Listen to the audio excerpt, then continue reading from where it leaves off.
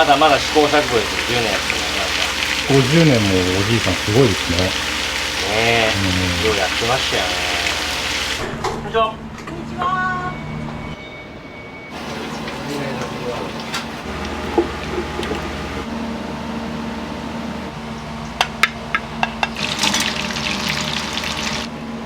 どうぞ。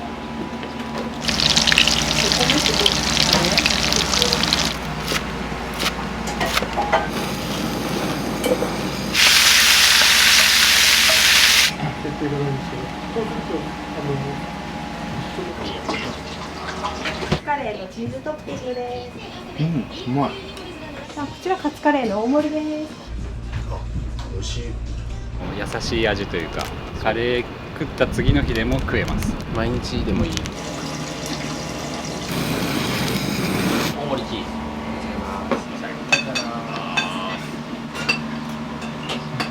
お疲れ様でした。美味しかったです。すいません。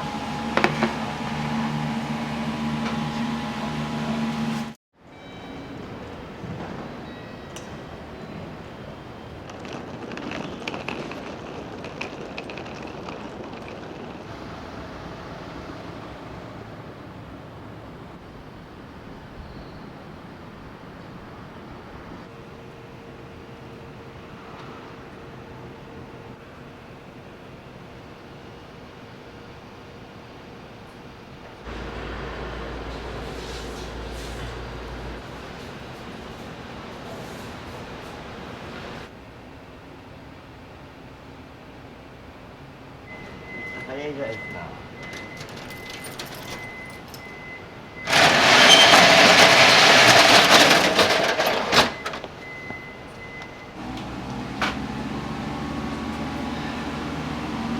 全体がこれ5坪なんで、半分いかないぐらいは集合ですかね。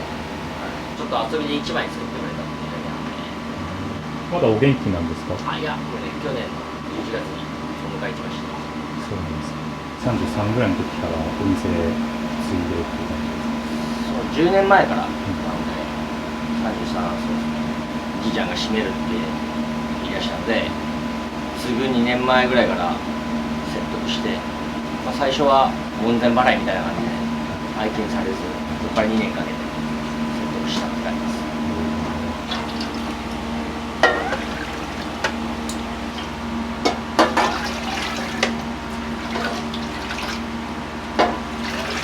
もうカレーの味とかはもうおじいさんがそう引き継いでって感じ。 1年ぐらい一緒にやって作り方とか教えてもらってというよりも見て覚えてやった感じです。ノートにレシピとか残してくれてるわけじゃなかったので、分からないところは聞いてみたいな感じですね。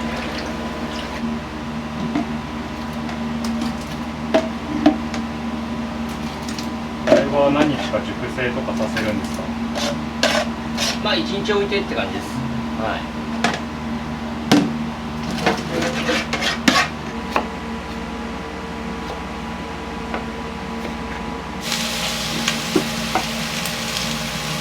玉ねぎ、りんご、人参、にんにく、生姜、あと内緒、トマトも入ってます。トマト全部すりおろして、まあ、1日寝かせて、赤ワインも入ってますけど、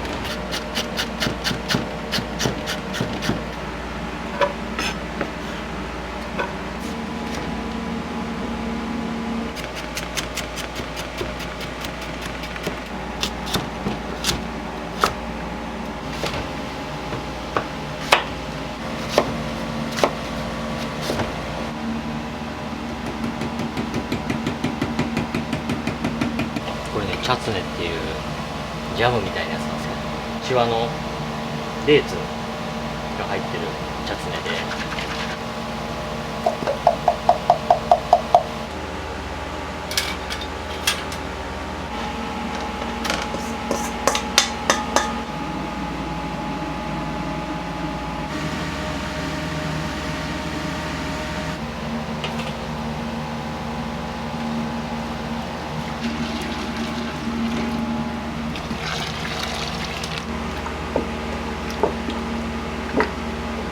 ちっちゃいお子さんも見えるので、口もできますよっていう対応はしてますね。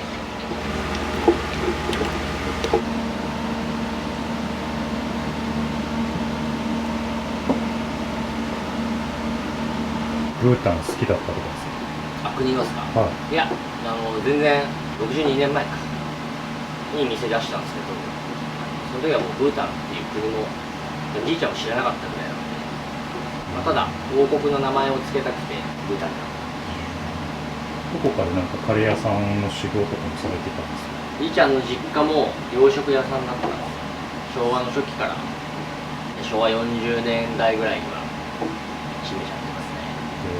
そこで出されてたじゃあカレーがベースなんですよね。そうです。カレーととんかつの作り方を引き継いでこっちに独立したっていう。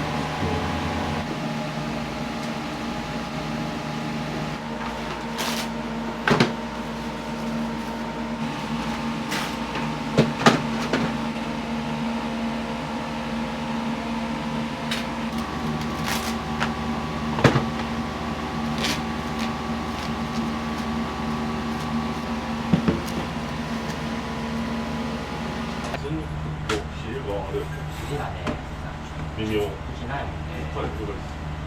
まあ、まだね、何ことはないんで。あ、本当ですか？はい、大丈夫です。お願いします。はい、じゃあ行ってきます。はい、お願いします。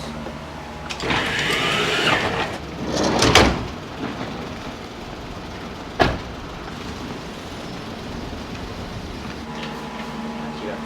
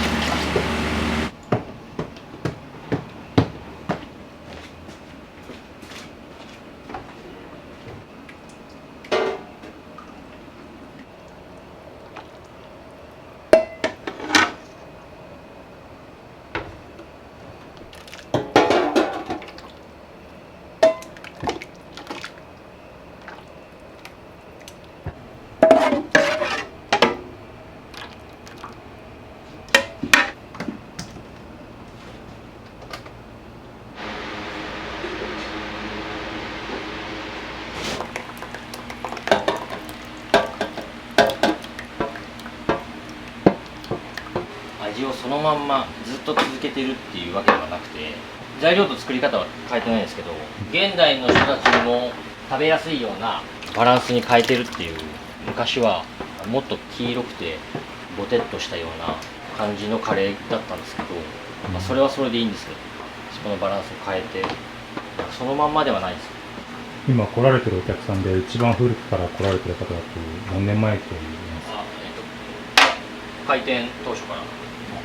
その60年。そうですね、62年前。開店当初から知ってるよっていう人が、年配の方が今でも来てくれてますね。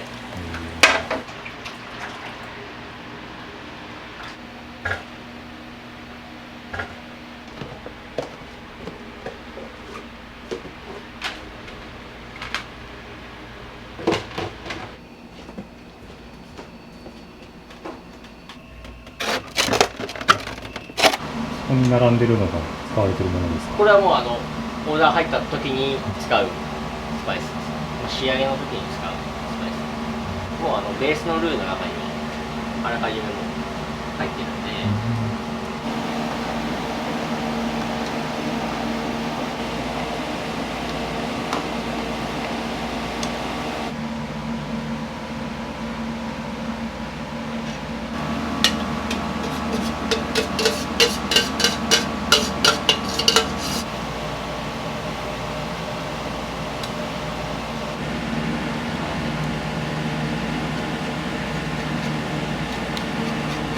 ビーフカレーだけやってるんですけど、これでビーフだけベースのルーは一緒なんですけど、ちょっとこして口当たりを変えてます。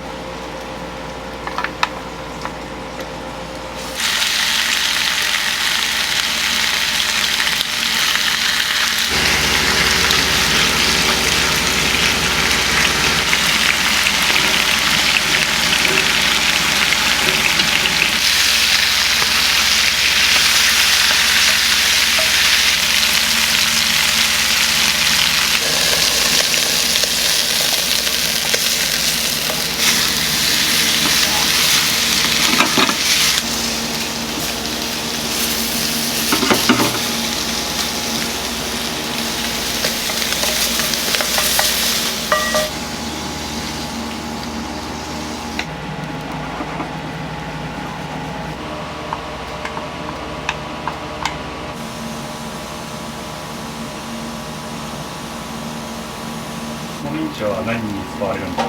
これはキーマに先に下味つけといて、オーダー入ってからスパイスとカレーのルーと合わせて。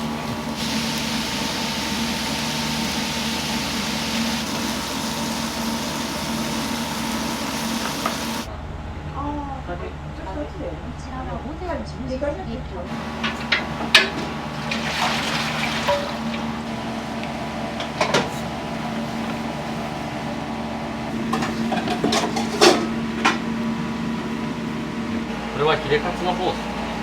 カツカレーに比べてヒレカツの方が出る数は多くないので、ヒレカツの方は注文が入ってから。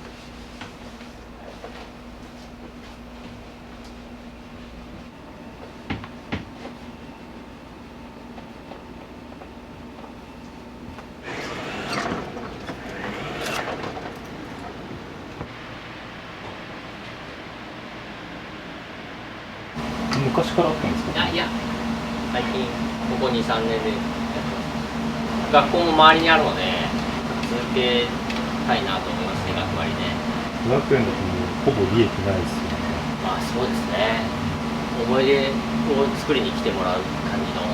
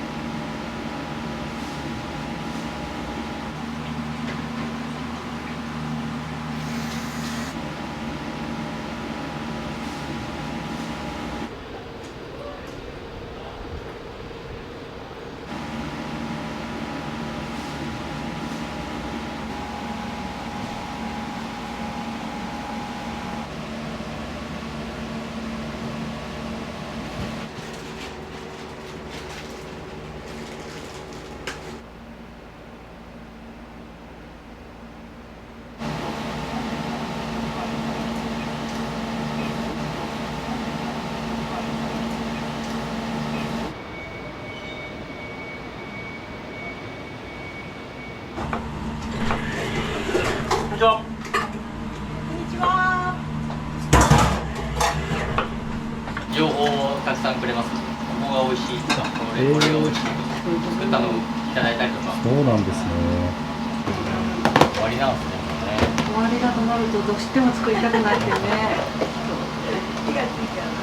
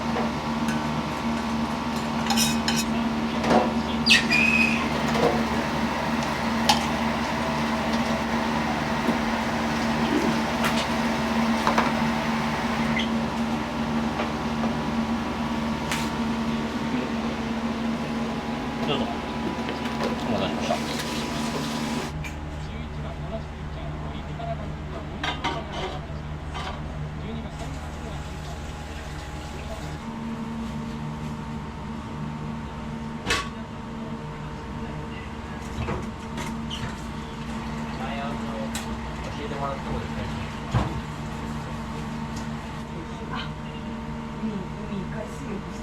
そうそう、いただいたい今度来て。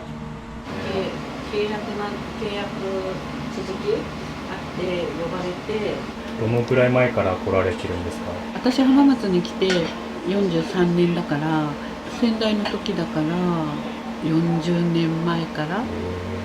でもまだ時々しか来てなかったんで、オーナーが変わってからはまあまあ来させてもらってるかな。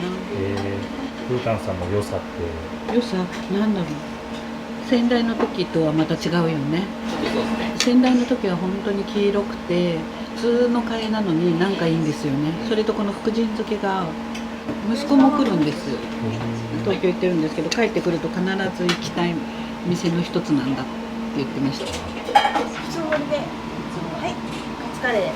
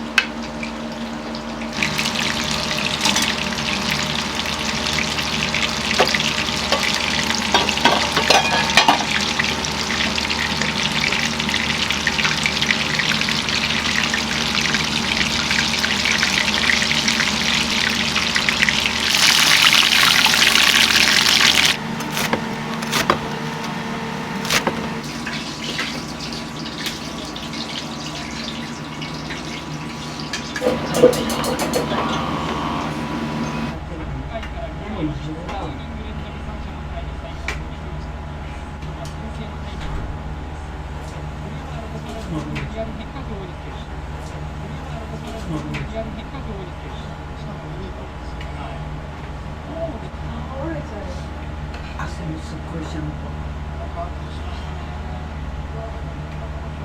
終われないですもんね。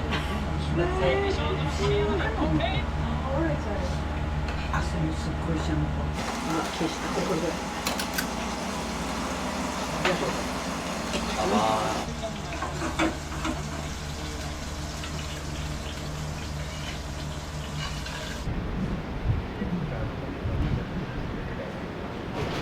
氷っておりそうです。学生しませんね。学生さんなんですか？学生です。専門学校です。専門学校。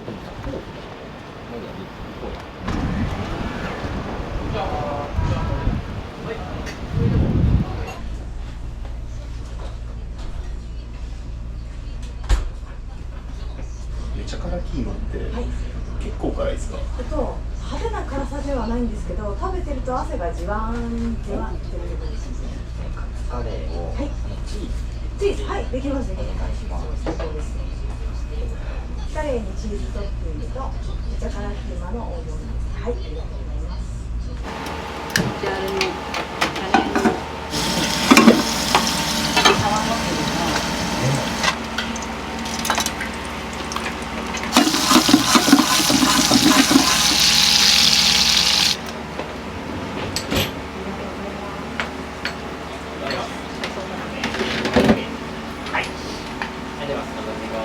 ありがとうございます。いただきます。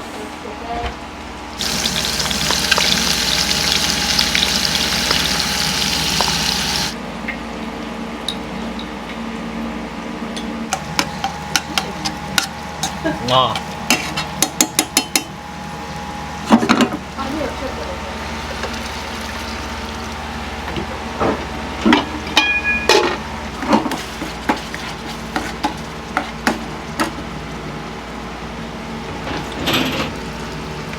私たちも買えるのって言ったら全然いいよ。本当商売やってるとね、うちの主人の実家もじゃあ関係ないのに、息子だって分かってるからね。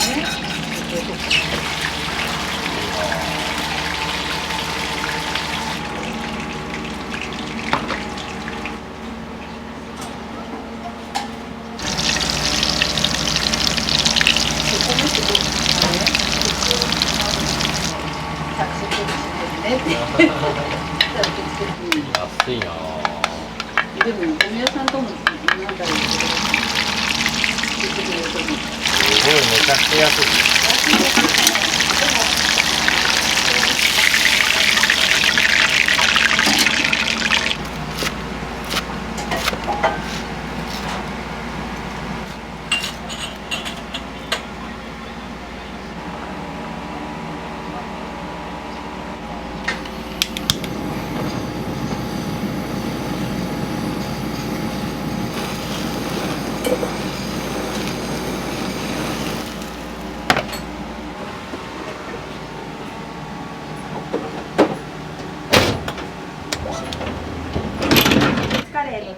ッピングです。はい。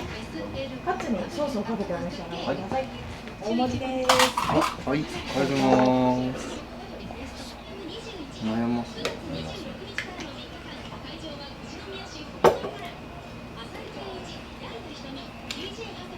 うまい。どうですか、お味も。もういろんなことが相まって最高にうまいです。美味しいですちょうどテスト終わったんで。あ、そうなんですか。あれって M ですか？あれがこれで S なんですよ。あ、S。私のっていうのはこれが M。ああ。結構いいかな。影をしっかりして割と日本があると思います。S はね、サンプルしかなくて、あ、そうなんですね。 M を入れるしかなくて。大丈夫です。M ください。あ、ありがとうございます。僕もください。M で。はい。ありがとうございます。こんにちは。どうぞ。あ、そうビーフでいい。それはもう食事したからそうそうそう。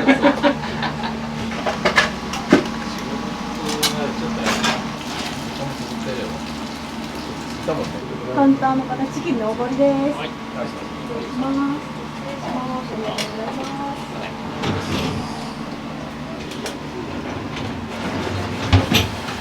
1週間かけてるから、そのぐらいなんとは。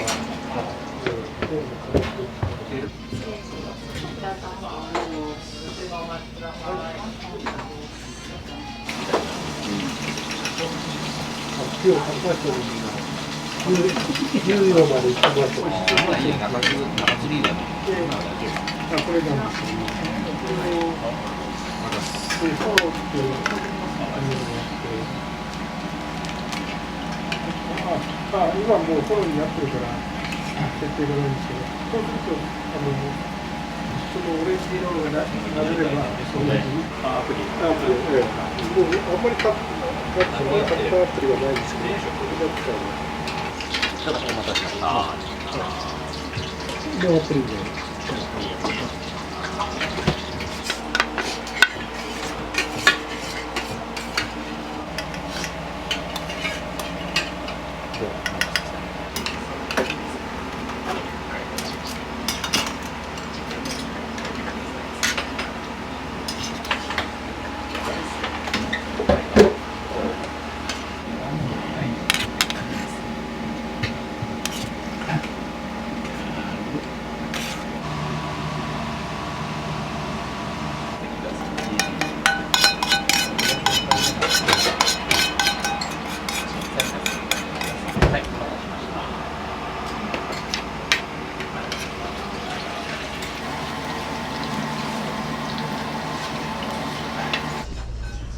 カレーを2つ。はい。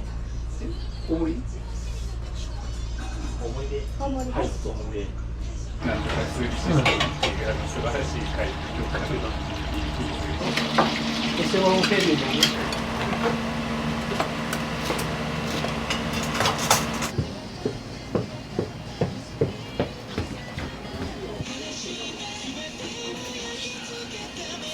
お待たせしました。こちらカツカレーの大盛りです。はい、失礼します。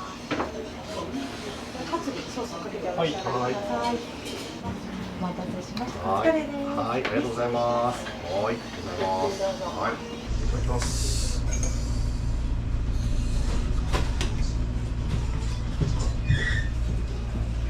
あ、美味しい。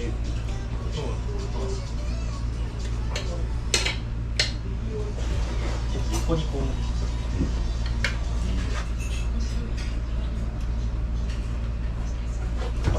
でも初だったけど。はい、美味しかったです。ありがとうござ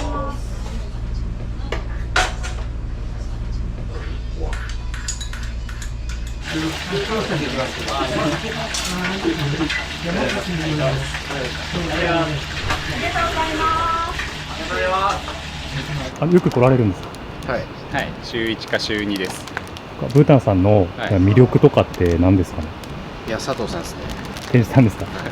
優しい味というか、カレー食った次の日でも食えます。はい、毎日でもいい。毎日でも。そうですね。でもだいぶ前にちょっとはい、でもありがとうございます。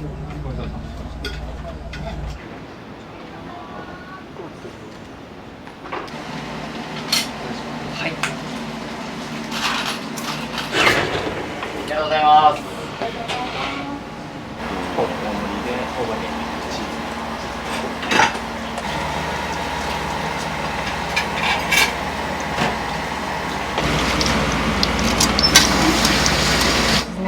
はい、ありがとうございます。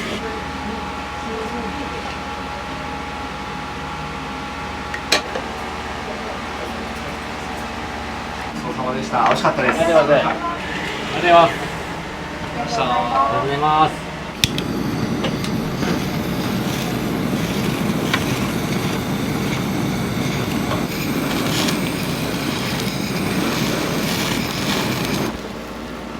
大盛りチーズ。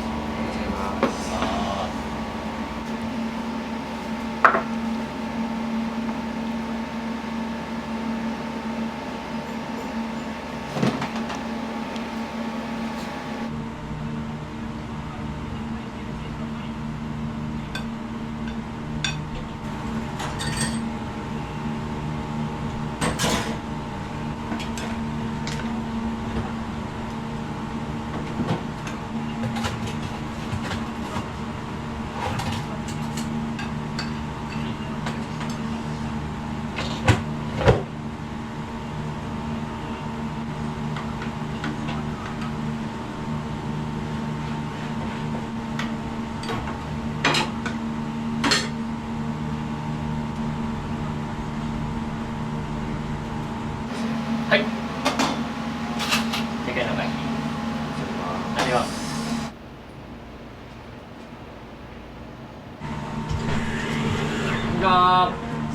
はい、どうぞ。どうぞ。じゃあポークカレーで。ポークカレーで。ポークカレーで。はい。はい。じゃあ、どうぞ。こんにちは。ビーフカレーの。はい。チーズとチーズで。はい。お願いします。明日が夏休みなんでちょっと。ああ。夏休みまで。お盆休み。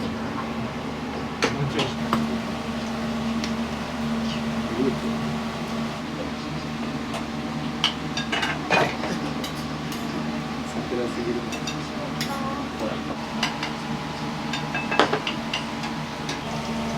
はい。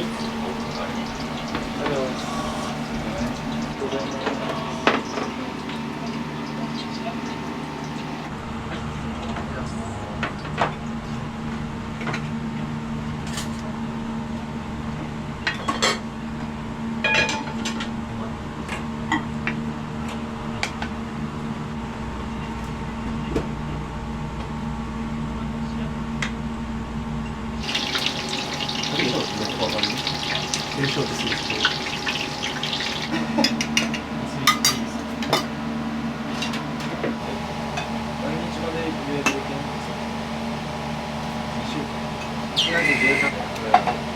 そんな1週間ぐらいになる。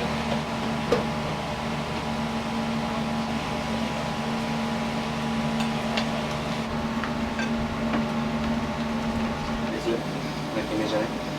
4。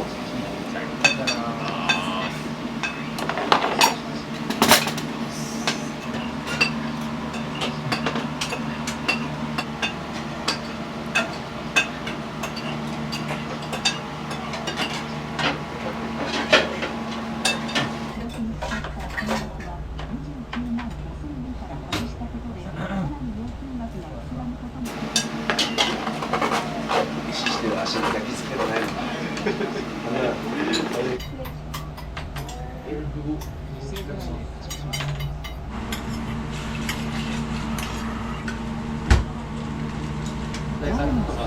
たまたま見つけちゃった情報バラエティー。いや、どうも。はい、ありがとうございます。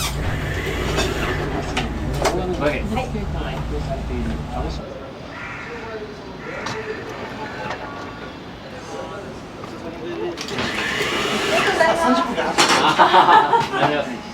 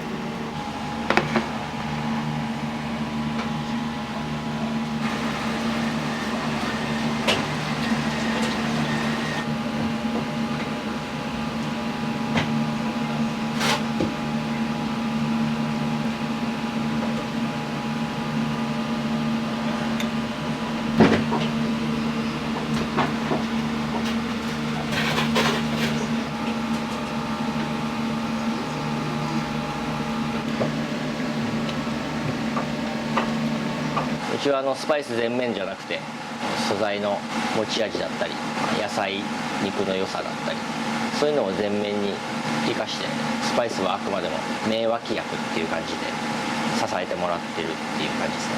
続けていくのはお客さんが来てくれてるからだし仕込みができるのもお客さんが来てくれてるからなのでそこはもう感謝しかないですね。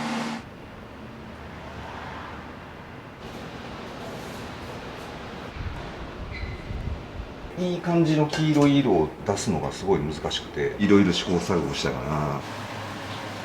黄色いカレー食べてみたらすごい美味しくて出汁が効いてて。はい、お待たせです。不思議と食べたくなるんですよね。一見シンプルですけれども味のコツが隠されてるんだなと思って。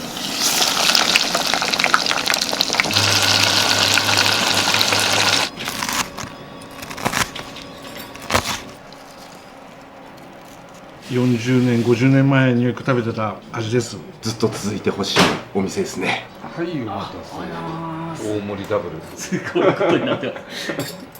ありがとうございます。またよろしくです。ありがとうございます。ありがとうございます。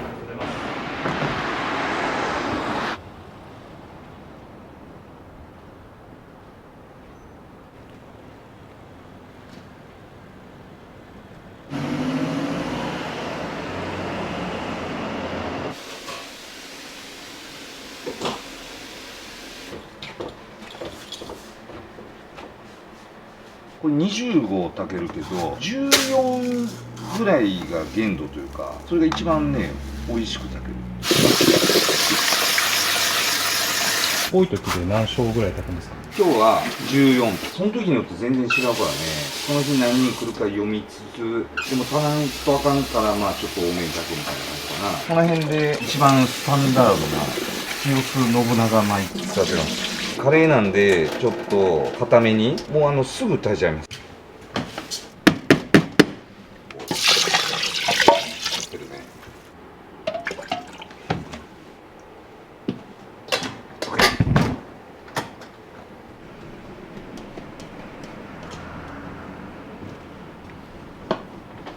いつも来てるなぎちゃんっていう女の子がおばんざいを作って出したいとか言うのでここで夜やったらどうすおばんざいカフェ的な小料理カフェってつけたけど、のれんは作ってある。これがラードです。夏とね冬でね違うもんでねラードとか入ってるから油だから高いと緩くなって寒いと硬くなってみたいなその辺も加減しながら調整してその粘度に伴って分量を若干変えてます。結局食べて美味しいかどうかで小麦粉です。味とこの黄色い色いい感じの黄色い色を出すのがすごい難しくて最初はねどうしても焦げ茶っぽくなったりとかどうしたら黄色になるんだろうなと思っていろいろターメリックウコンを多めに入れたりとかしてたけどただウコンを入れたらいいっていう問題じゃなくて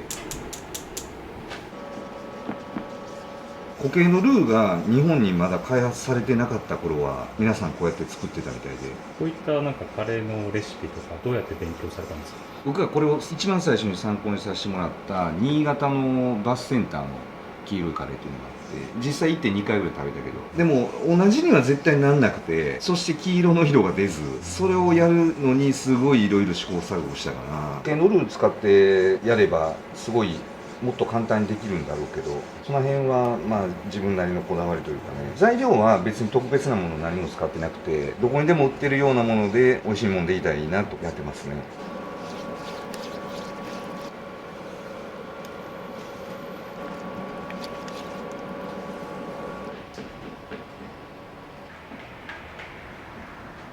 死んだらここにカレー粉を入れていきます。独自に調合しているカレー粉、いろいろ試したけど、この SB のこれがもう発売して100年経ってるんだけど、これを基本にしてやった方が美味しかったんで、もうかなわないなと思って、最初研究段階ではいろんなスパイスこうやってみたりしたけど、完成されとるね。本当にこれを超えようなんてね、個人が思っちゃダメだなと思いました。オープンしてすぐぐらいの時にたまたま SB の社員の方が食べに来て、外回りの営業の方だったんでね、でよくカレー屋さん行くんですかって言ったら、やっぱ見つけると入っちゃいますねとか言っておっしゃってましたね。美味しかったとお褒めをいただきまして、 SB の方に言われたら嬉しいですよね。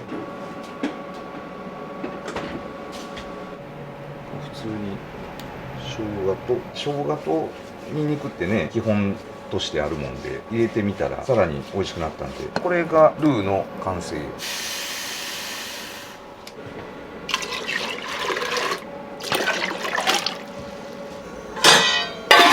私はカツオだし、アジとサバ。蕎麦屋さんとかそう、一緒なんですね。同じです。いわゆる和風だし。魚介系だけですか？昆布がちょっと入ってます。あと白だしとか。だし取ってあらかた100度ではなくもうちょっと下がった状態にしないとなかなか溶けなくて、味噌汁に味噌を溶かす要領というか、これを思いつくまでねいろいろやった。これをドバッと入れてかけ混ぜてもなかなか溶けなくて、最終的にこの味噌汁作るパターンがね一番うまくいったというか。見た目も合わせ味噌みたいなでしょう。いつもここでね味噌汁作っとる気分になりながらカレーを作ってます。これで一煮立ちしたら完成です。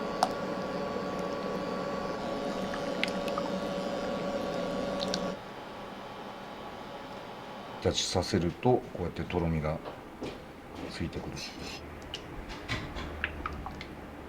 分量とかそういうのは参考にさせてもらったけど、オリジナルの黄色いカレーっていうのを目指して、こだわり出すとキリがないから、どうこだわりを捨てるかみたいな結局それを食べたお客さんが美味しいと思うかどうかが全てで、これはねバンドをやっていて学んだことで、この曲いい曲だなと思って作ってこだわって組み立てても、それを聞いたお客さんがパッと聞いていいと思うかどうかっていうのが重要で、どこをこだわらないようにするか、それをこだわり出したら本当にキリがなくなる。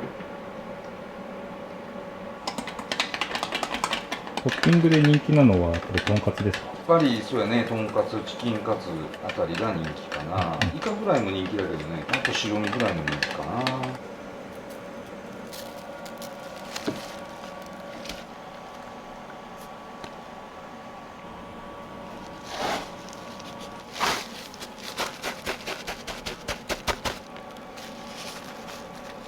カレーのトッピングでこういう薄っぺらいとんかつを食べた時にすごいそれが美味しくて、うちのこの黄色いカレーにのトッピングとして考えた時に、おじいちゃんおばあちゃんとかに聞くと、昔のとんかつはもうみんなペラペラだったよみたいな、あこれこれみたいなことをよく言われるんで、そこからこだわってね、最初はねほんとね肉屋さんにもうミリ単位で切ってもらってて、いろいろ試行錯誤して今のに落ち着いたっていうね。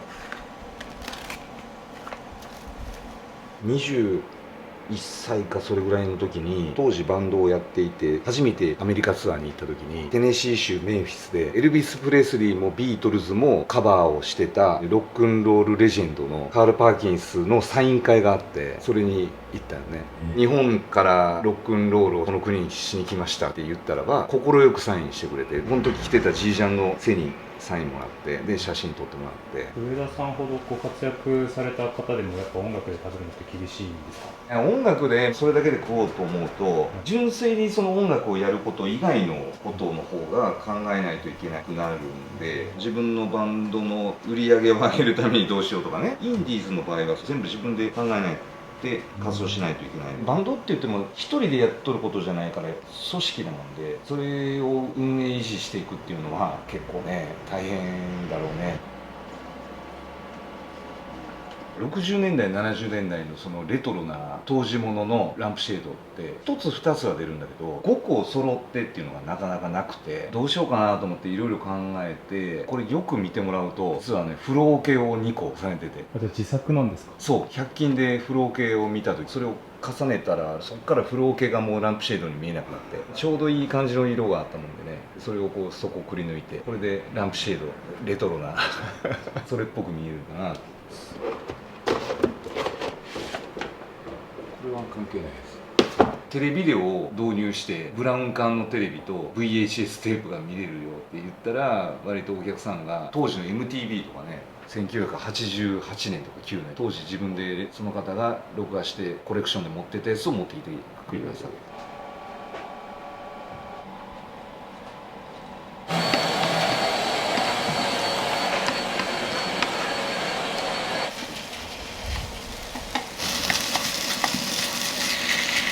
今はこれ作る時注文入ってから完成させるんだけど、最初は全部入れてたんだけど、まあ、そっちの方が早く作れるけどずっと煮込んどくと玉ねぎが溶けてなくなるのと分量の割り当てがすごい難しくて最後の方全然具がなかったりとかそういうことが起きるので、今は注文入ったら個別に1人前ずつやってます。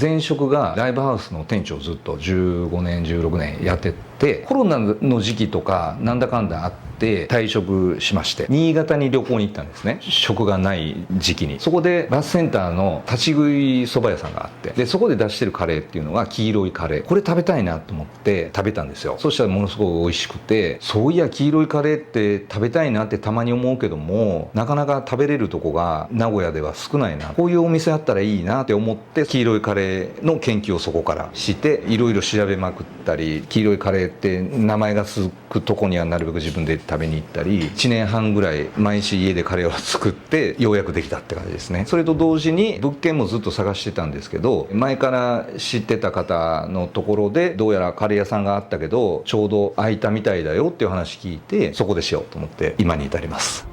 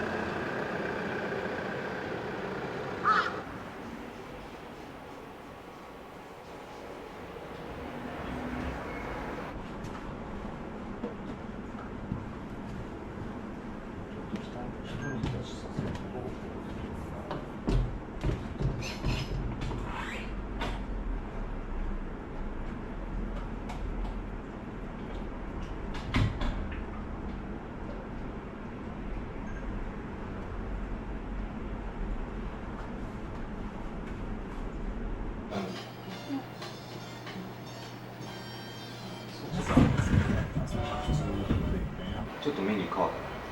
本当だ。ミニで僕。少々お待ちください。ウドテープとか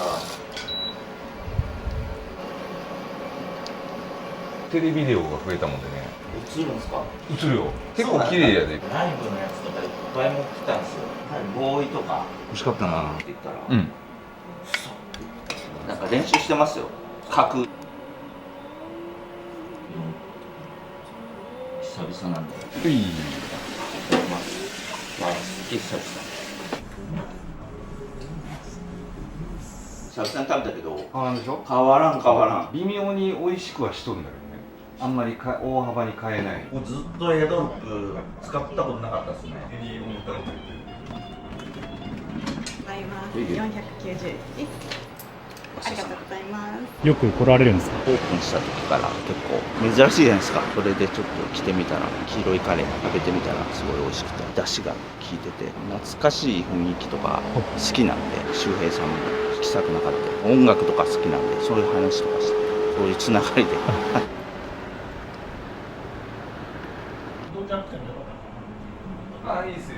黄色いカレーっていうのがライブハウスをやる前に自分でバンドをやってたんですけども、その時によくライブとかで東京に行って、20歳ぐらいだったかな、お金もないもんですからよく蕎麦屋さんに行って、蕎麦屋さんのカレーが割とすごい安くて美味しくて、そういう黄色いカレーだったんですね。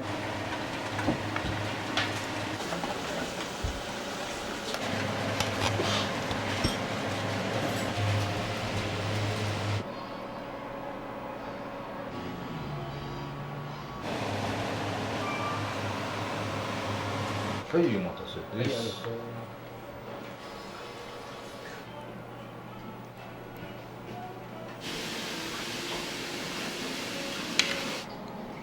あ、そう、大盛りダブル。まあ、それは材料を買ってないので。あります。ありがとうございます。世代的にもろバンドブームの世代なんで、中学校ぐらいから遊び半分でやってたんですけども、いろいろあってね、高校僕1年で辞めて、でその後僕焼肉屋さんで店長しばらくやってて、そこでねばったり会ったんですよね。当時バンドのメンバーと曲とか作ったりしてるから、よかったらスタジオ入ろうよってなって、入ってみたらすごいいい感じだったんで、そのままじゃあバンドやろう、ガソリンっていう名前のバンドなんですけど、やるからには真剣にやったらどれぐらいまでいけんだろうなみたいなところで、それが19か20歳かそれぐらいで、そのバンドがスタートしてから在籍してたんですけども、14年頑張ってやってましたね。普通のカレーで、唐揚げ3個です。唐揚げでね。はい。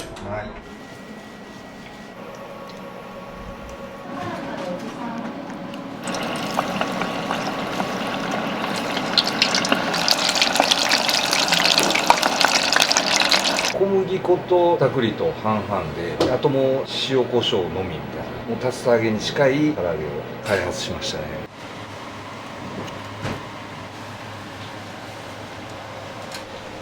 はい、お待たせ。ありがとう。気づかなかったでしょ。全然気づかなかった。よくいらっしゃるんですか？週1ぐらいは、最初お邪魔した時ね、マスターの声がいい声だなって言って、いろいろ聞いたらね、プロのミュージシャンだったみたいで、ドラマだったみたいで、人柄もよろしいみたいで、いろんな人脈を持っていらっしゃって、アメリカ公演もされたそうですし、話も面白いし、カレーも美味しいんですよ。手伝いの女性もいい人ばっかりだもんですから。どうですか、黄色いカレー？不思議と食べたくなるんですよね。他にもね、多分大手のチェーン店とかいろんなカレー屋さんあるんですけど、ここに何か吸い込まれてしまって。本当に店できた時からずっと通ってくれてる。一見シンプルですけれども、奥深いノウハウというか味のコツが隠されてるんだなと思う。とんかつもよく頼むんですけど、厚さとか歯応えとかそれを計算してその辺がすごいなと思ってね、こだわりのある方で、だからこう惹かれるんでしょうね。20年ぐらいね。そうか。僕はやってたライブハウスで、それ以来ね、飲みに行った。今日も美味しかったです。いつもありがとうございます。じゃあまたお邪魔します。いつもありがとうございます。またお待ちしてます。ありがとうございます。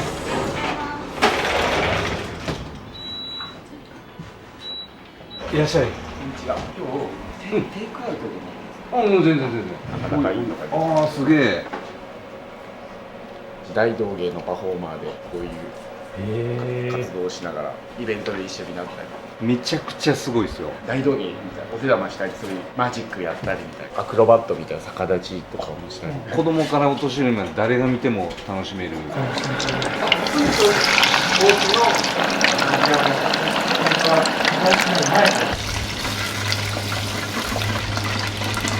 僕がお客さんだった場合にこういう店があったらいいかなみたいなところから始めてるので、チェーン店とかに飽きちゃったなみたいな、違いの分かる大人に来てもらえばいいかな。もちろん子供からお年寄りまでどなたでも。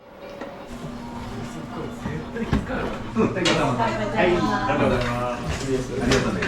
これ隣のアパートに越してきた子供さんがこういう感じでね、初めて食べたカレーとても美味しかったです。家がとても近いのでいつでも行けて嬉しいです。ちょこちょこたまに来てくれて嬉しいですよね。お父さんと兄弟で来てくれて、その次の日にこれを書いて持ってきてくれて、もうちょっと泣きそうになりましたね。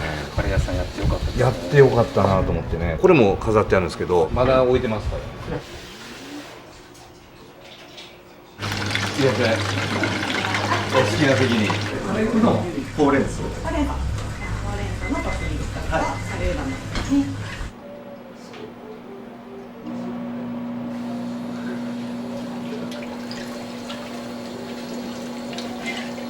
はい、お待たせ。トッピングなしの方。はい。ほうれん草ちょっと。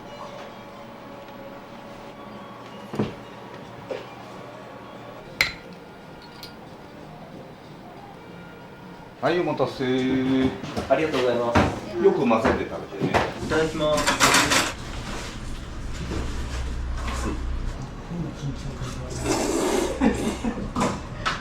オープン当初から来させていただいてまして、初めはなんだこの店と思ったんですけれど、入ったらすごく居心地のいいお店でして、でオーナーもすごい気さくな方でして、いざカレーライス出てきたらすごく心が落ち着くような味で、オーナーさんの人柄が出てる懐かしい味、そこからですね妻とよくしてます。ずっと続いてほしいお店ですね。おすすめのトッピングとかってございますか？基本的に全部美味しいんですけれども、ほうれん草はとっても合います。ぜひ皆さんに食べていただきたいです。じゃあお邪魔しました。ありがとうね。ごちそうさまでした。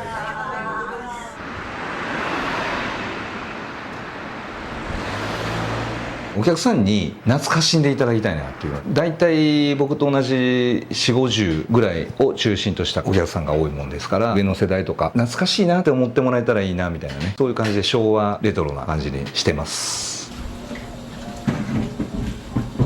普通でチーズとナス、あとビール2つ。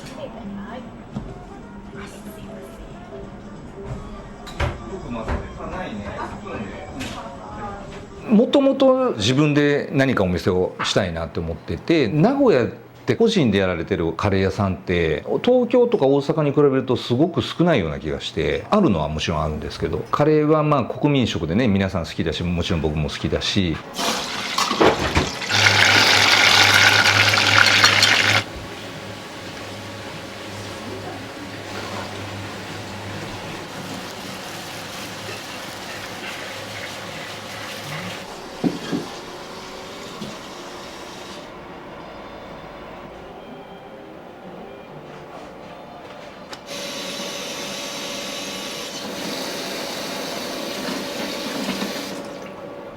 はい、お待たせ。よ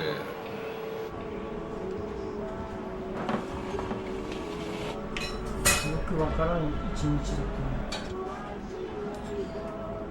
たな。ああ、かもわからんですね。ちょっと聞いてきますけど、もうどうぞどうぞ。やってますね。いらっしゃいませ。こんにちは。どうも。はい。ありがとうございます。東京にガレージロックという世間一般から行くとマニアックなジャンルがありまして、そのやってたイベント見たらすごいカルチャーショックを受けて、ここで僕やりたいなと思ってデモテープをもう一回作って、もう一度東京に行って、そこの出演してた方とかに渡して自分たちも出れるようになったんですね。ある日大先輩のティーンジェネレートっていうバンドなんですけども、そこのメンバーがちょっと録音してみないかっていうことでスタジオまで行って録音していただいて、それをアメリカのレーベルに送ってもらってて、そのレコード会社レーベルから出しましょうっていうことで、そこで全世界デビューになったっていう経緯ですね。その後アメリカツアーも何度かし、ニルバーナとかも使ってたね、シアトルにあるスタジオでファーストアルバムをレコーディングをして全世界デビューみたいな感じで、まあインディーズですけどね。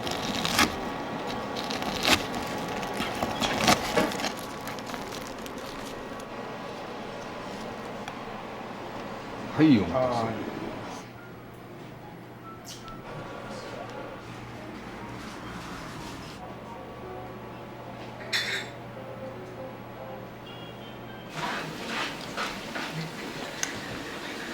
もうめちゃめちゃ美味しいですよ。黄色いカレーは懐かしく感じられますか？懐かしいですね。40年50年前によく食べてた味です。来たら違ったのかな。あれないですか。大盛りダブルで。大盛りダブル。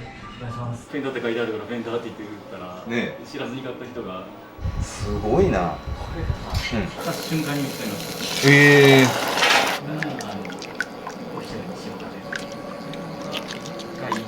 た。ダブルはこれは2杯分ということなんでしょうか。大盛り分かける2。おお、すげえ。いや、ありがたい。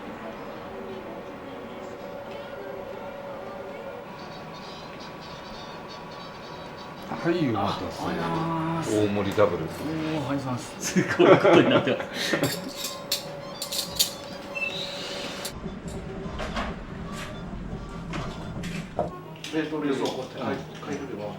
そうなんですよね。結構いつもありがとうございます。またよろしくです。ありがとうございます。ありがとうございます。いや本当ね、皆さんに助けられてます。いろいろ教えていただいてね。ありがとう。ありがとうね。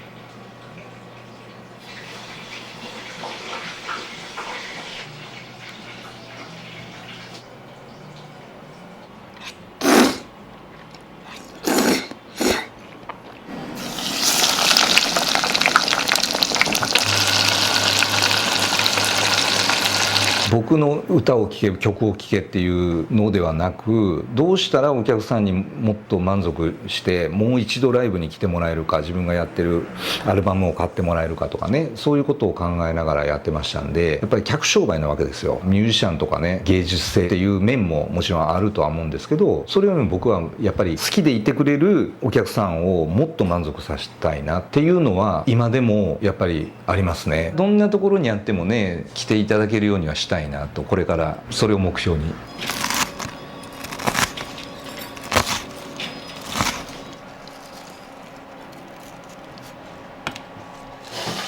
はい。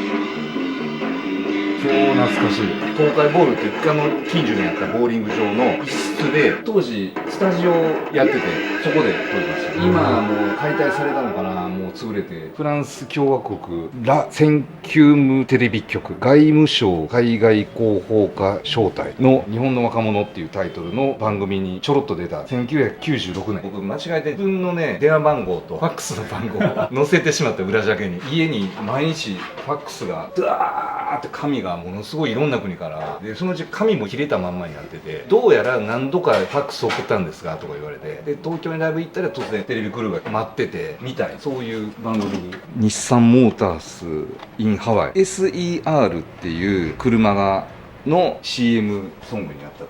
これ日産から送ってもらって、僕が確か作って僕がレコーディングをした音が全ハワイに流れたっていう。2002年かな。他にもいろいろやけどそんな感じです。作ってるものが曲とか楽器演奏っていうのからカレーを作るっていう手段が変わっただけで、目的はお客さんに満足してもらいたい、喜んでもらいたいっていうのは同じですよね。それは今でもロックを続けているというかそういうスピリットでやってますね。自分がこうやって今お店をやってるっていうのももちろん自分一人では成し遂げれないことであり、でそしてこれからもここの場所を貸してくれてる方はじめ来てくれるお客さんがないとやっぱり成り立たないわけですね、お店って。そこに感謝をしつつ何かしら自分ができることでお返しができたらな、本当にそれは思います。はい。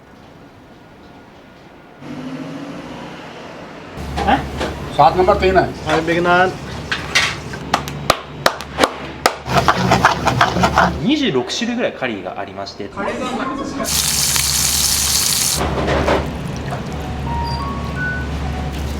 優しい味でフォーが大好きで毎回フォーを頼んでます。すごく美味しいですよ。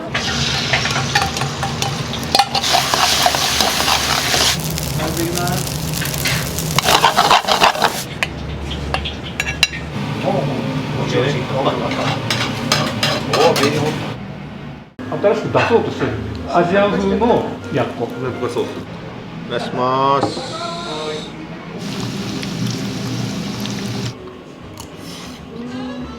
もういくらでも食べれますね。うちは生粋のインド人だけで本当のインド料理を目指してるっていうことでいけば、岐阜の中ではそんなにないんじゃないかなと思ってます。これ美味しいですか？本当？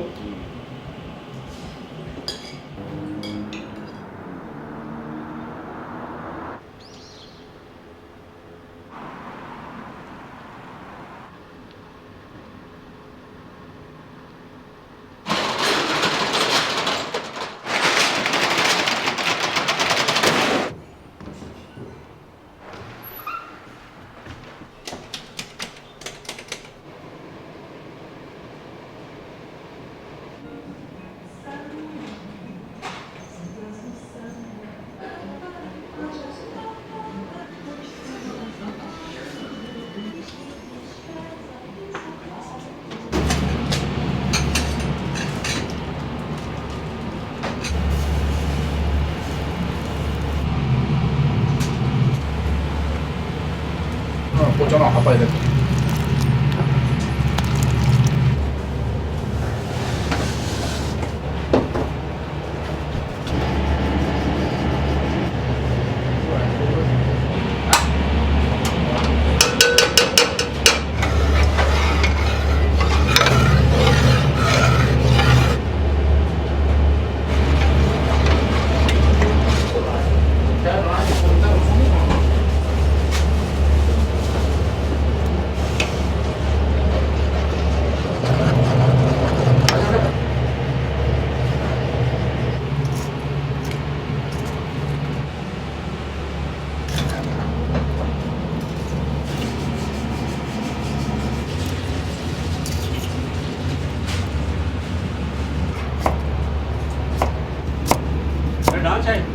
Aha.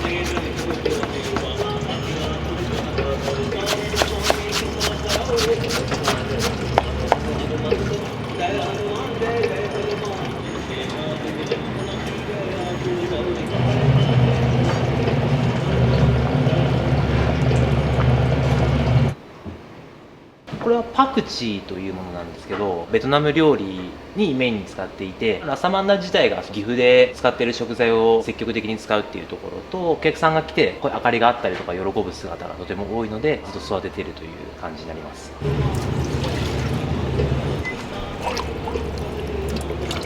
これ何ですか？これポーク。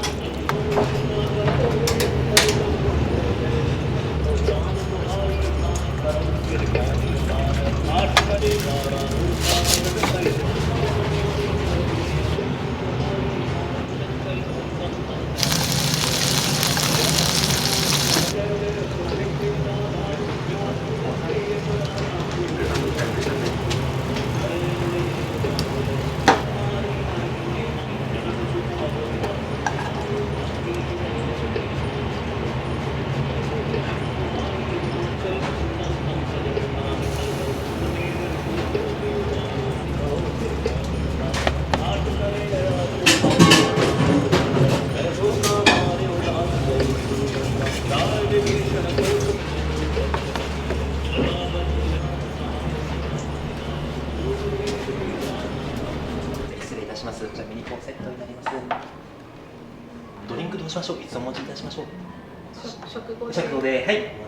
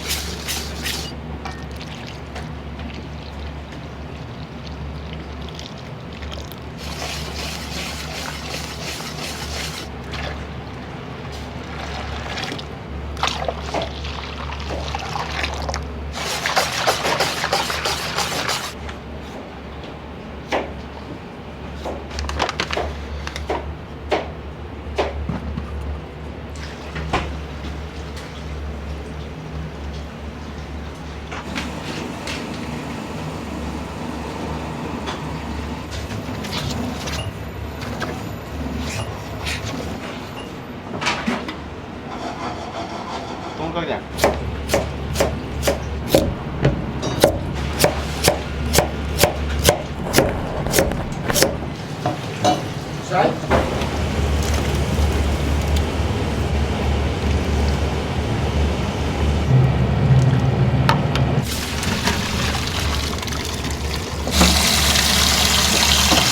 代わりは何種類選べるんですか？ A から E メニューまでありまして、26種類ぐらいカリーがありまして、10時前後ぐらいにいつも今日このメニューっていうのは決めるので、今日例えば A メニューですので、このA メニュー、毎日例えばこのメニューこのメニューっていうのは一応決めてるんですが、例えばここにないメニューでも自分が好きなカリーとかだったら言っていただければカリーもこちらでご用意できますので。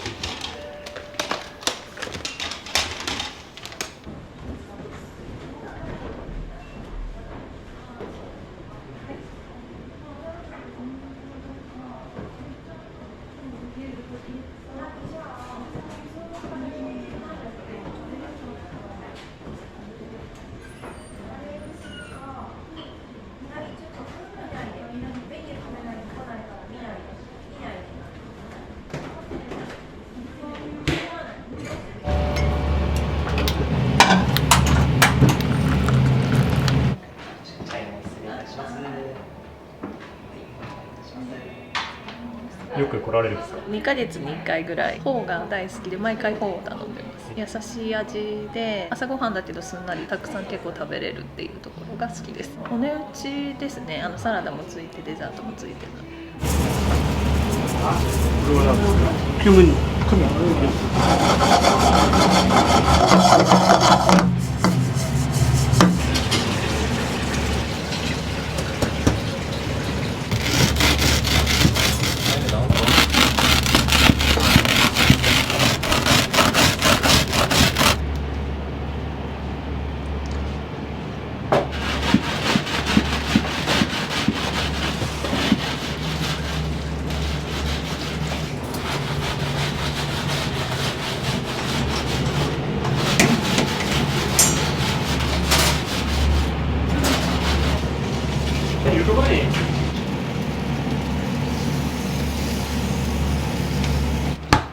देखो तो 1 मिनट ना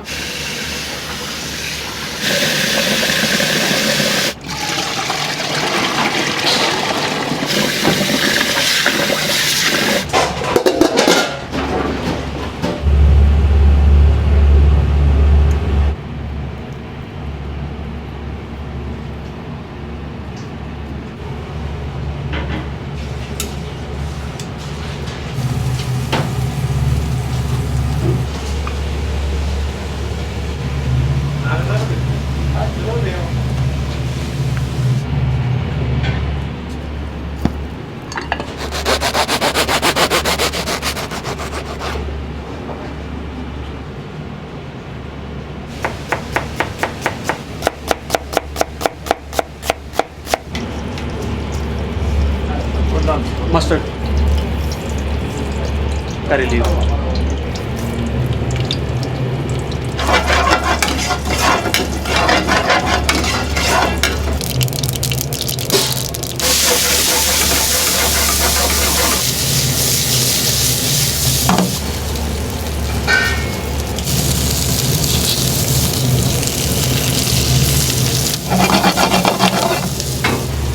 Turmeric powder.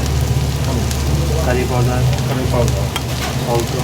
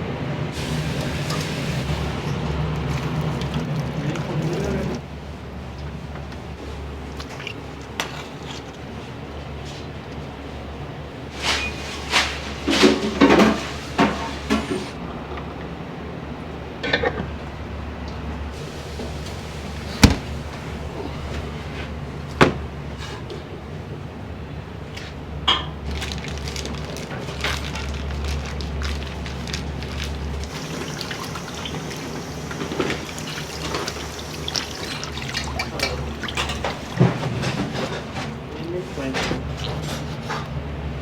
インドのどこで生まれたんですか？町はデラドゥン。デラルーン、はい、上の方ですか？上山の。インドで料理人をしてたんですか？10年ぐらいね。で日本に来て。26歳で。奥さんは日本人ですか？奥さんはインド。1年に何回ぐらいインドに帰るんですか？1年1回3ヶ月ぐらいね。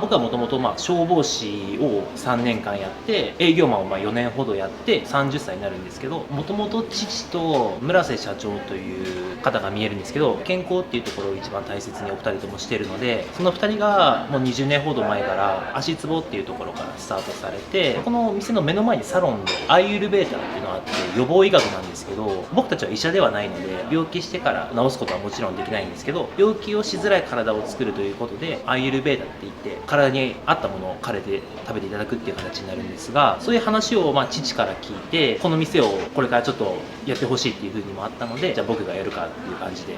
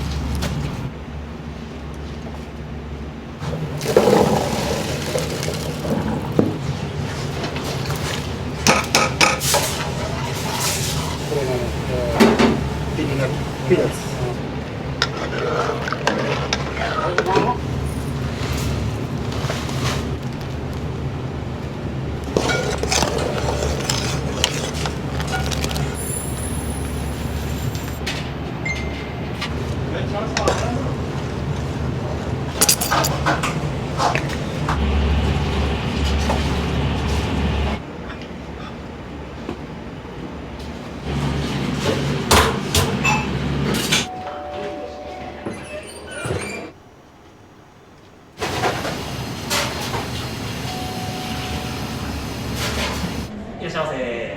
何名様で。はい、空いてるお好きなお席をお使いください。いらっしゃいませ。はい、空いてるお好きなお席をお使いください。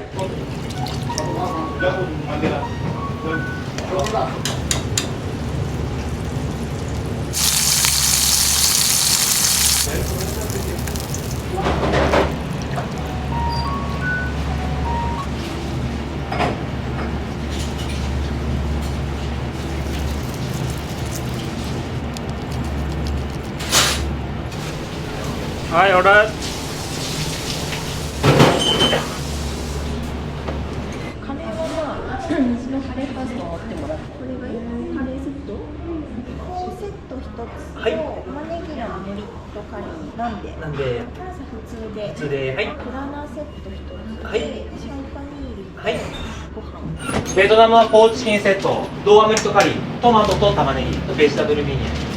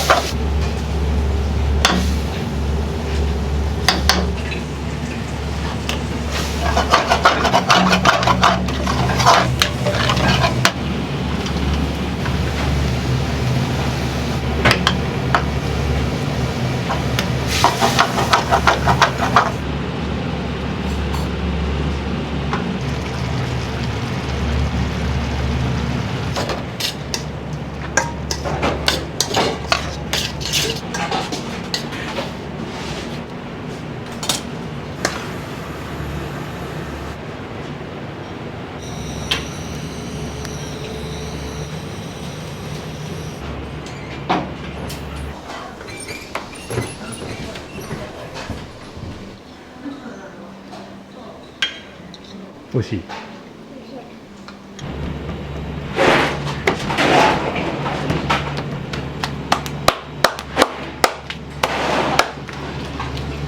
あ、アメリカぐらいですね。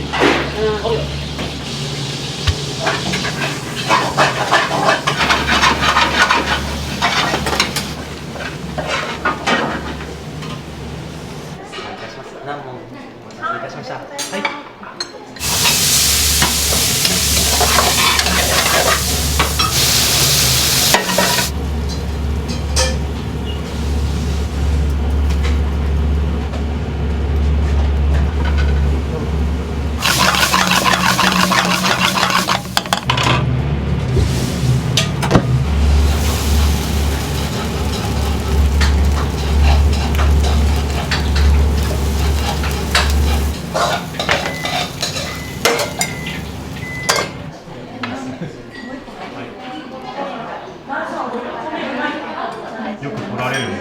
2回目です今日。アムリットカレーっていうのがなんか評判で、玉ねぎのカレーをいただいたんですけど、すごく美味しくて、今日はトマトのアムリットカレーってやつ。アムリットカレーって薬膳カレーなんですけど、安心して食べれますよね。すごく美味しいです。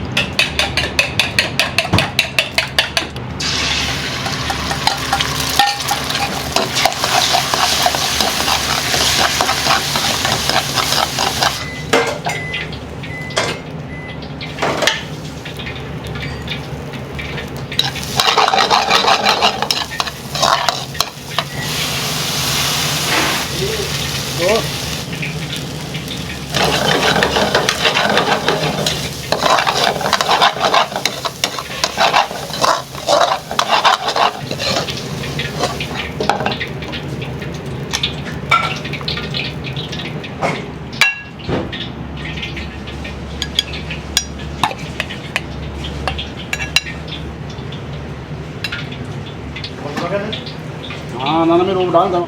ダメなレシピをや。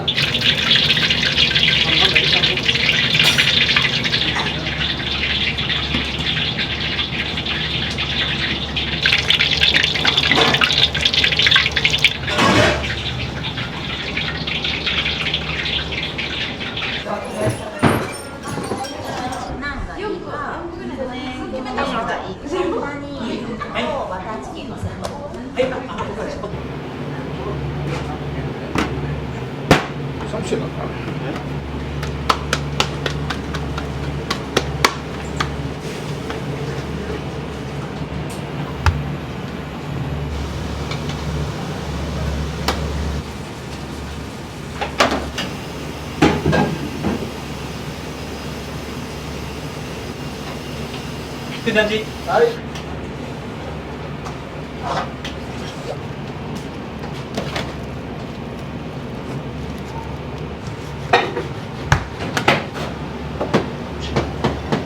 パニール、カテチーズ。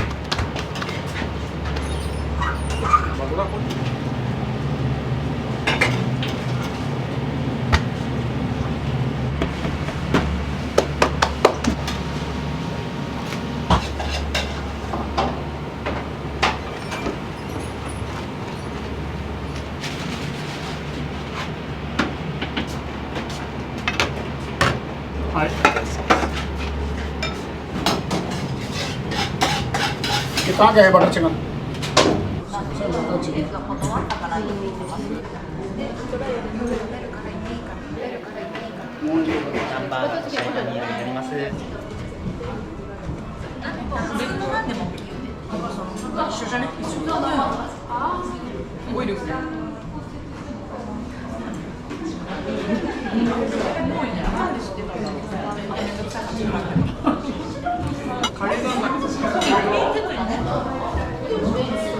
なんか米食いたい。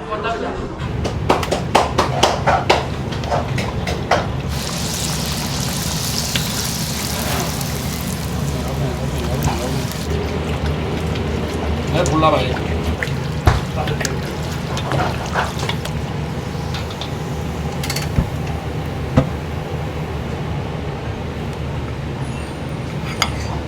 ये तो जाऊंगे रेडी चल इनको तब रेडी कर बिछा लो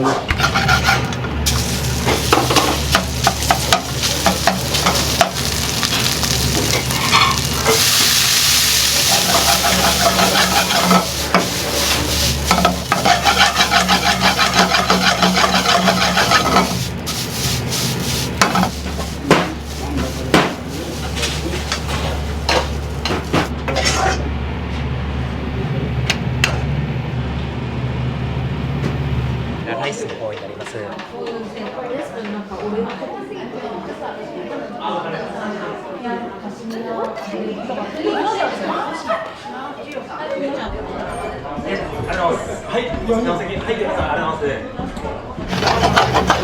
何カレーいや、バターチキンカリー。クリーム。ダウトールにか。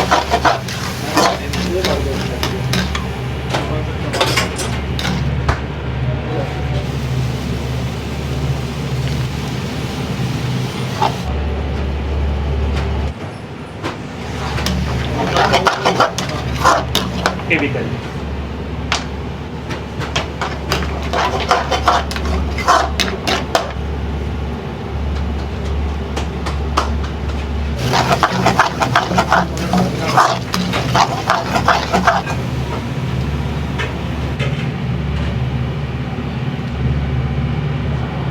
मद्रास एवी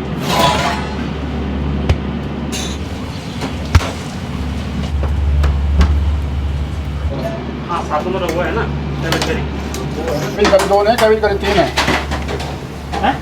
7 नंबर 3 है हाँ वो कौन सा भाई साइज तो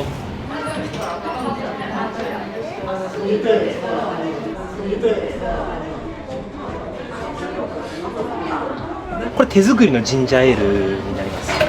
うなぎ会桂さんのところですか？あ、そうです。あ、そうです。ドレッシング、ドレッシング。ごちそうさまでした。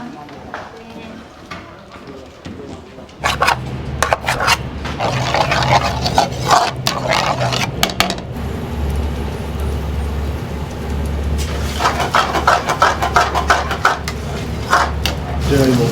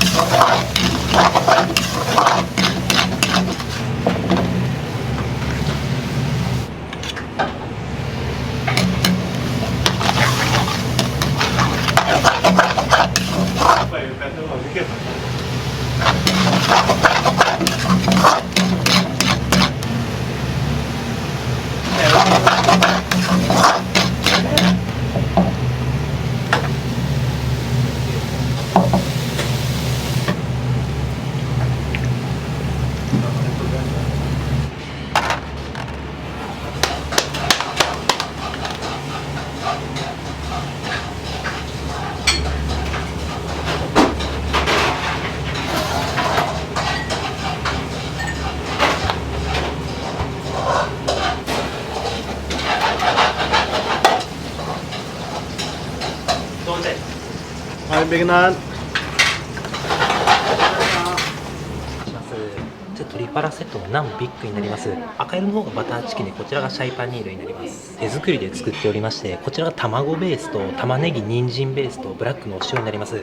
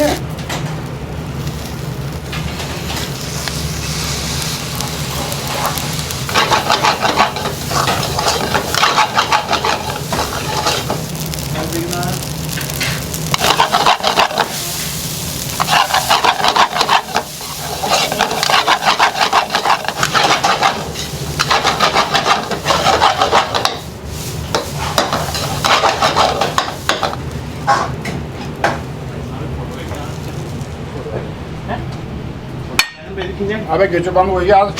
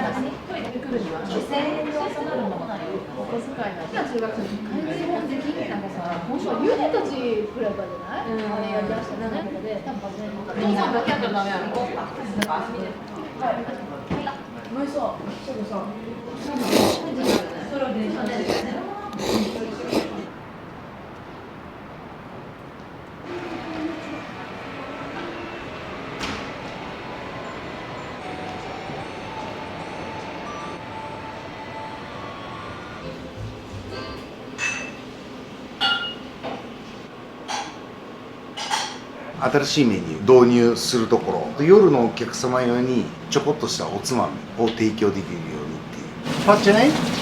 ケーサ。ケーサさん。ケーサさん。はい、よろしく。これ豆腐ソース、レモン、オリーブオイル。オリーブオイル。オールミキシング。オールミキシング。オッケー。オッケー。本当に普通のやっこみたいな感じしますか？上にネギとかソースでどうですか？貝割れの方がいいかもしれないですね。 何作るんベですか？ジタリアンコロッケ。卵を使わないから。あれ、デラビーが、वो है यहाँ पे तराजू है क्या? Weight machine. चलो ठीक है।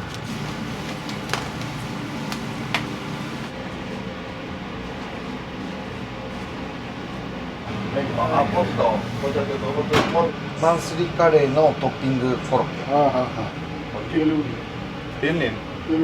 Kilo. Hello, ma'am, Chinapuri. Rencon mo pesta ke? Rencon pesta. あ、チョップレンコン。100グラムぐらいで作ってきたんで。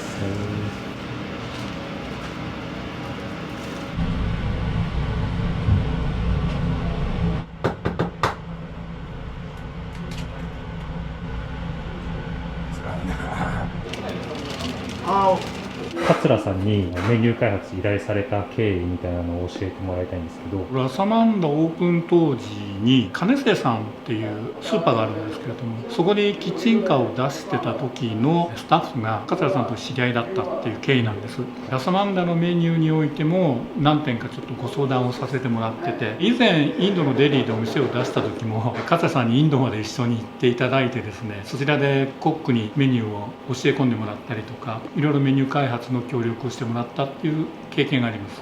いろいろ相談をさせてもらってるっていうのが現状ですね。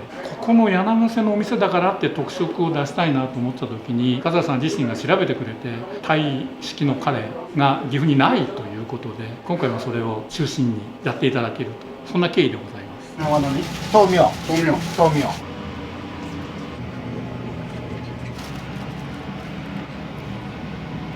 itu sih ada jadi ya tapi gua lu punya nomor utang nih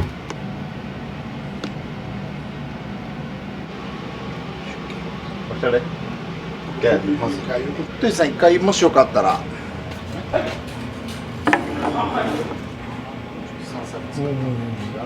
盛り付けとかもやっぱ風さん上手ですよね。風さんこれもうちょっとさピリッというかパンチつけれる？つけれますよ。チリパウダーあります？刺激的なものがね。ちょっとねどっちみちビールかお酒のつまみなんでハイボールとかも。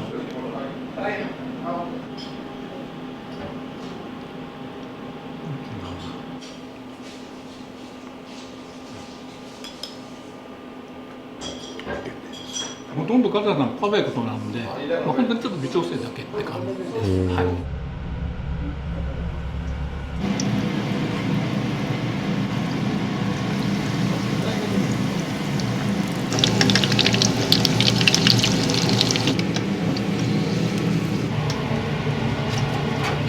ソースを何味にするかですよ。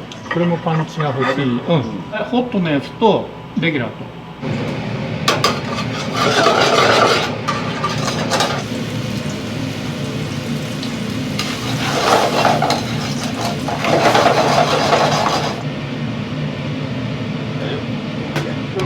カリカリカリカリマイルド。はい、これはマイルド。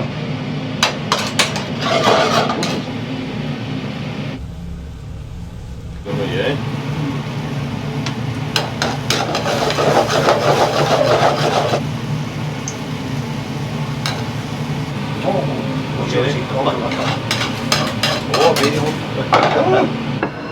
ありがとうございます。こっちが辛い方です。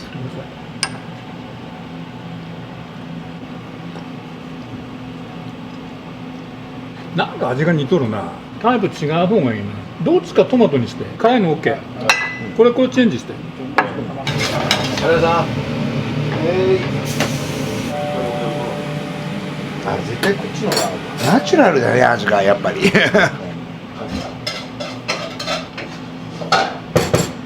ターソース。これ入れてしまった。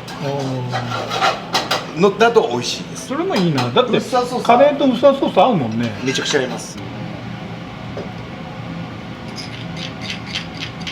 これで一回ちょっと舐めてみてください。これ味はまとまりますよ。でもちょっと切りましょうか。あ、本当だ。あ、いいね。普通に面白いと思いますけど。ですよね。うん。はい。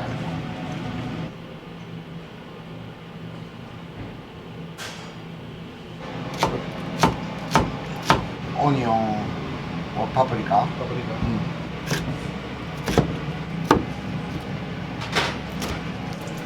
端く。One piece, two piece, one piece. Two piece.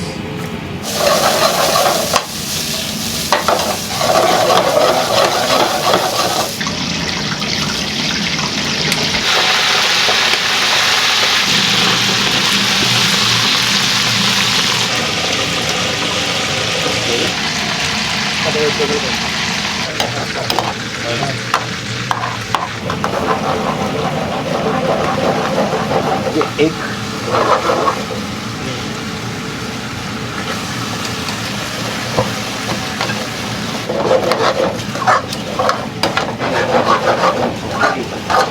Okay. Good. Okay. 中華料理とタイ料理とインド料理の合いの子です。中華のカニ玉のタイ料理とインド料理を混ぜたぐらいです。であとご飯の上にかけて食べるみたいな。カニがなんか全面に出せない。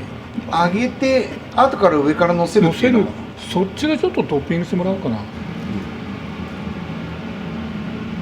ニが乗った方がいいかもしれない。これで一回作ってください。ああ、わかりました。フライパンで炒めてからカニを一回取り出してソース入れてコーンスターチ入れてで後から上から炒める。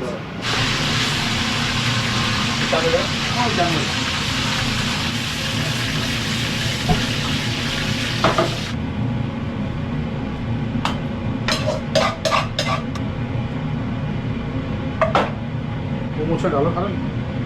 じゃあ、面白いですね。これでいこうか。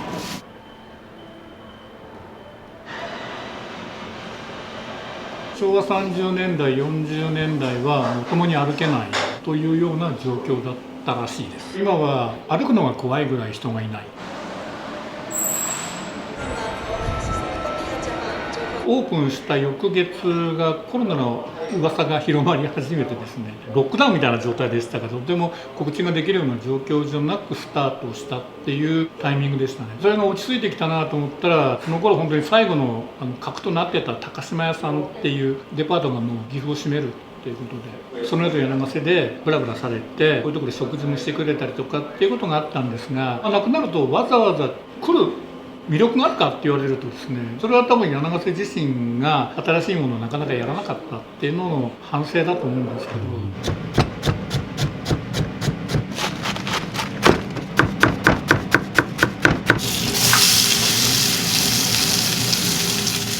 柳ヶ瀬の中でも行列ができるお店があったりとか、お客様がやっぱり集中する店は確実にありますので、これはやっぱり柳ヶ瀬ということではなくて店の魅力でお客様が来てる、そういう店の魅力のある店舗がいくつか集まれば、それはそれでまた来ていただくことになるのかなっていうようなことを今考えてますね。今回桂さんの力も借りてますけれども、特色を持ってちょっと飲みに来ようかなっていうような、そういう集客ができたらいいなって努力はしていきたい、そんなところです。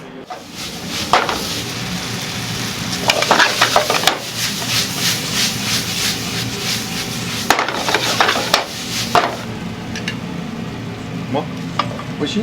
あ、オッケーオッケー。本当に美味しい。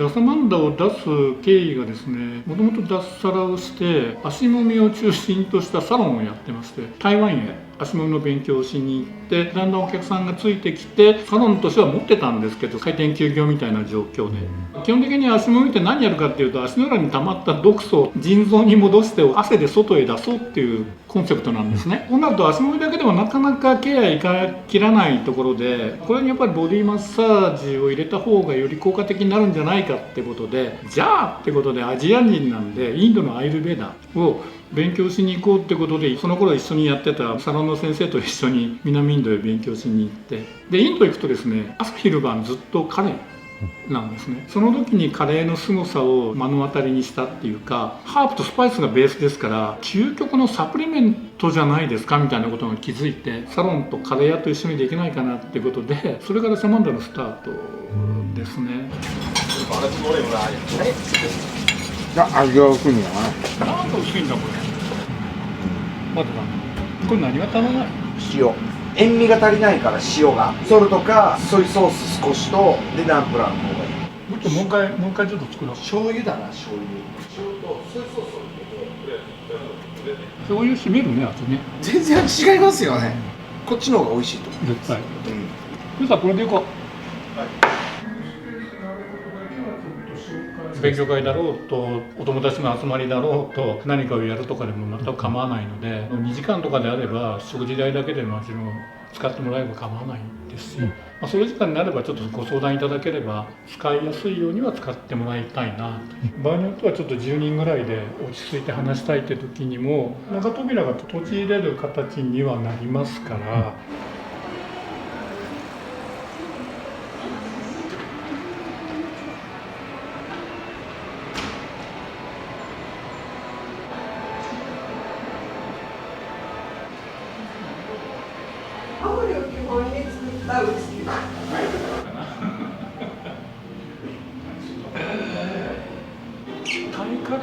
食べてもらう。さっきの下火用のやつ。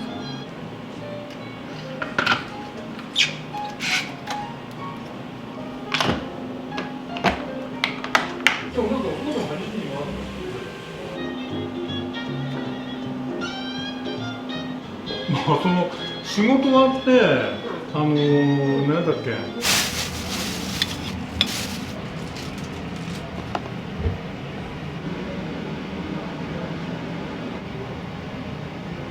どうぞ。ありがとう。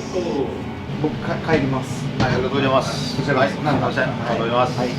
Nice to meet you. Nice to meet you. Very nice to meet you. いや、すいません。ありがとうございました。よろしくお願いします。いや、ご無礼します。はい、はい、ありがとうございます。初めて食べてるもの。美味しいですか？美味しいですね。お豆腐はサラダ感覚、あっさりしてますね。お酒に合う感じですか？そうですね。そらさんの魅力とかってどういったところにあるんですかね？気楽なのにおしゃれっぽいじゃないですか。こういう空間好きで。まずビールで。まあ、じゃあこれそれで。で作ったウイスキーって。ロカイドファンの一人からもらったんだって。どうです。はい、ありがとうございます。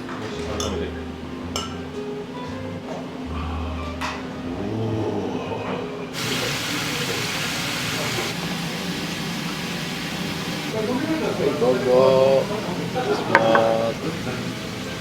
新しく出そうとしてるアジア風のやっこ。なんとかソース。いただきます。どうぞ。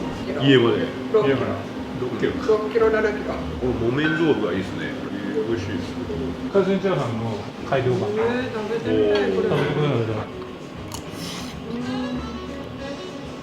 優しい味ね。魚介の味だけ。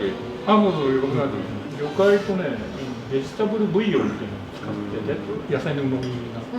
これもいくらでも食べれますね。あ、いくらでも食べて。これは美味しいですわ。本当？とても優しいです。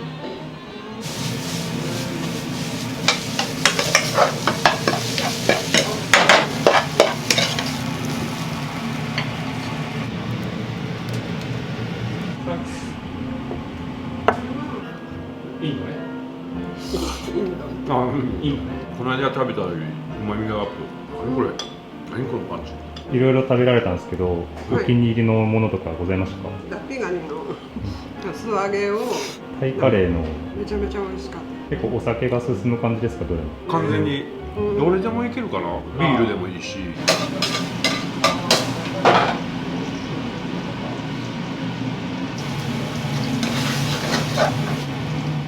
ラズマンダにすごいメインとなるメニューがあって、アムリットカレーっていうのがありましてね。アムリットカレーって何ですかっていうと、体調を改善するカレーなんです。今の自分にとって冷え性だったりちょっと疲れがひどいなって時にこのカレーを食べれば元気になりますよっていうのがラスマンダでは食べれる。ここまでやってるところは全国的に見てもないかな、あんまり。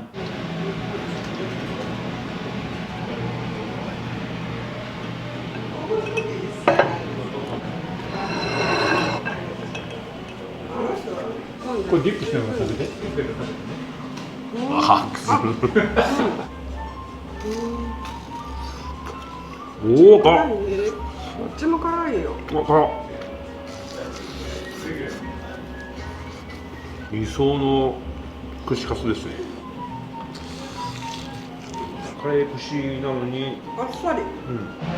日本料理って素材のうまさで前面に打ち出すじゃないですか。インド住んでて非常に思ったのは物流がめちゃくちゃ悪いんですね。新鮮なものってほとんど手に入らないので、炒めたりとか油で揚げたりとか、健康意識よりもスパイスで素材の味じゃないよねっていう形で一つのやっぱりすごいものを作ってんだなとは思いますね。